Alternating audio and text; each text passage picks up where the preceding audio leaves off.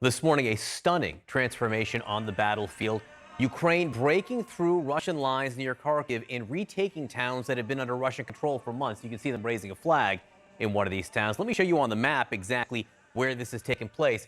Everywhere you see in yellow here is now under Ukrainian control. Until a few days ago, it was all under Russian control. This has happened with stunning rapidity, including, you can see right here, the city of Izium, which was a key conquest by the Russians early on in the conflict. That is now mostly under Ukrainian control. Let's go right to CNN's Melissa Bell live in Kharkiv this morning with this remarkable turnaround, Melissa.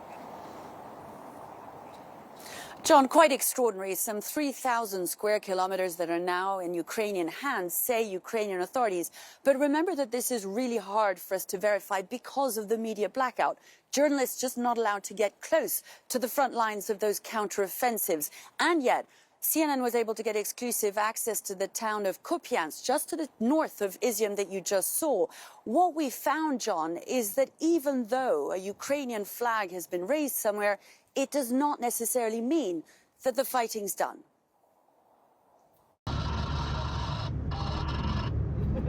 The tanks spoke to a hasty Russian retreat as Ukrainian forces swept eastwards over the weekend, triumphantly raising the flag over Kupiansk on Saturday. Local police forces providing CNN with exclusive access to a key town now meant to be under Ukrainian control. We still feel uneasy because we've been bombed for 4 days in a row, says Vasil, and nothing's certain yet.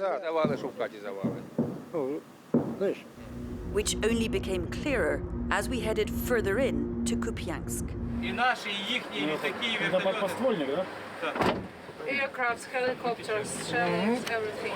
A first artillery strike, too close for comfort, then a second, much closer.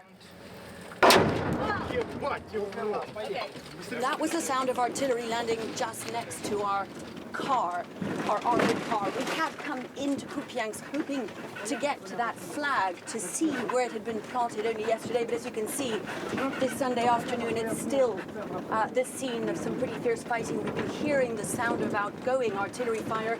That was the sound of incoming. 2 hits directly targeting our car, says the policeman. Time to go back to what we'd come to see, those parts of Kharkiv region fully under Ukrainian control.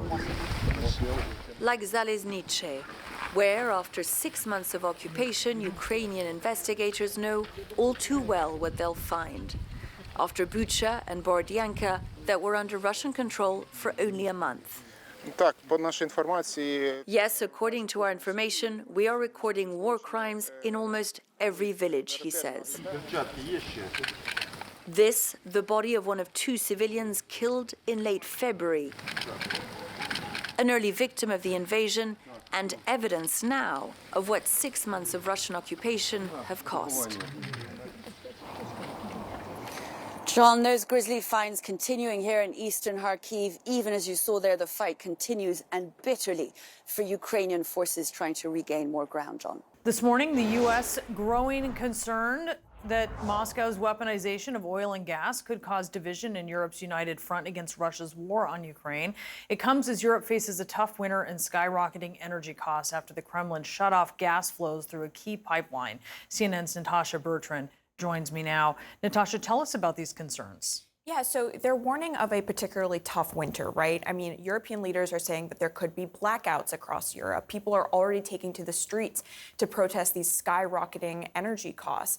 And President Putin shut off gas flows entirely through the Nord Stream 1 pipeline to Europe last week, saying that he's not going to resume those gas flows until Western sanctions are lifted. So obviously putting even more pressure on European supplies. So the White House is saying right now, look, we don't see any real signs that European unity on punishing Russia is fracturing at this point. But they are concerned that that is kind of easy to say and do when it's summer. But when it gets cold, when energy prices start rising even further, the risk of some kind of political instability kind of breaking out as these prices go higher is a real risk, and they're watching it very closely. And that is why last week, when President Biden convened almost a dozen Western leaders on a call, That was his central message. His central message was about energy, about staying strong, about how the United States is working really around the clock here to try to find alternative energy sources for Europe as Russia continues to weaponize oil and gas as a result of the war in Ukraine. Now, there are lingering concerns here that Europe is going to not be able to come to some kind of an agreement on the questions of an oil price cap or a gas price cap, because there are some countries within the European alliance that say, look, if we do anything else to make Russia angry here, then they are going to cut off what little supplies remains that is flowing through another pipeline to allies like Hungary, for example. Countries like Austria also pretty concerned about this.